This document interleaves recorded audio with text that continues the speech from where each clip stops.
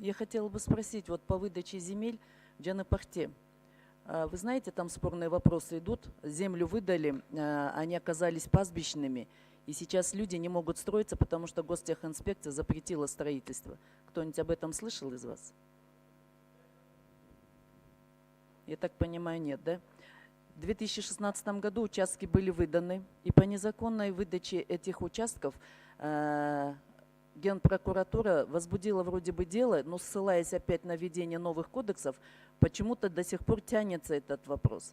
А Илукмету не знает, кому выдали вообще эти участки, потому что якобы финполиция изъяла все документы, и никто не может понять. 120 семей остались без земель. Они не могут строиться. Начали строиться и не могут. Вот кто-нибудь может ответить? Некоторым было выдано по 5 участков, но люди даже не знают, что им было выдано.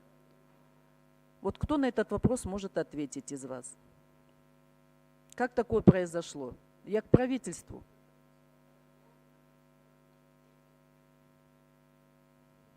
Это говорится о том, что все-таки у нас регионы улучшаются, да? Работа улучшается в регионах. Я такого бардака вообще не видела. Люди на митинги практически выходят. Ну как можно оставить людей, выдать участки, и их даже оформить не могут? Саламатсыздар, урматтуу депутаттар.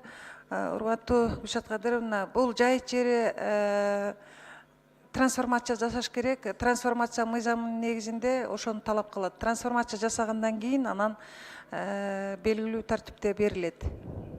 Я поняла, но дело в том, что вы же им выдали без трансформации. Люди-то причем, они откуда знают, трансформированная земля, не трансформированная? Вы людей в заблуждение ввели. Получается, смотрите, вы говорите, земли не трансформированные, но продажа идет. Это вообще как происходит? Вот кто-нибудь конкретно занялся из правительства? Я бы просила просто дать ответ конкретно на мой поставленный вопрос. Как это произошло? Почему Финпол до сих пор не может выдать документы назад? Почему Генпрокуратура затягивает этот вопрос? У них там идут кадровые перестановки. Люди причем? Дасан Актисбекович, можно протокольное поручение дать, чтобы вот действительно конкретно я получила ответ на этот вопрос? Люди не должны страдать из-за ваших этих передрязг.